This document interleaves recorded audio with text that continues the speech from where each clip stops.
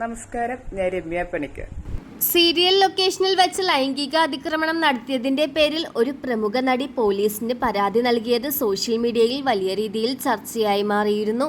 ഉപ്പും മുളകും സീരിയൽ താരങ്ങളായ ബിജു സോപാനത്തിനെതിരെയും SP ശ്രീകുമാറിനെതിരെയുമാണ് കേസ്.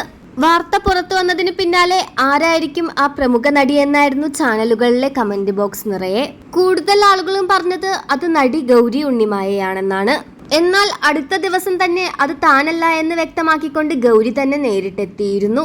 ഇപ്പോഴിതാ ഗൗരിക്ക് പിന്നാലെ മറ്റൊരു നടിയും സോഷ്യൽ മീഡിയയിൽ എത്തിയിരിക്കുകയാണ്. ബിഗ് ബോസിലൂടെ മലയാളികൾക്ക് സുപരിചിതയായ രമ്യ പണിക്കറാണത്.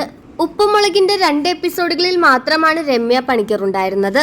അല്പസമയം മുമ്പ് രമ്യ പണിക്കർ തന്റെ സോഷ്യൽ മീഡിയയിൽ പങ്കുവച്ച പോസ്റ്റ് ഇങ്ങനെ: ഇപ്പോൾ സോഷ്യൽ മീഡിയയിൽ ചർച്ചയാകുന്ന ഒരു ഷോപരമായ വിഷയത്തിൽ എന്റെ ഫോട്ടോയും വെച്ചുകൊണ്ട് ഒരു വ്യാജ പ്രചരണം നടത്തുന്നുണ്ട്.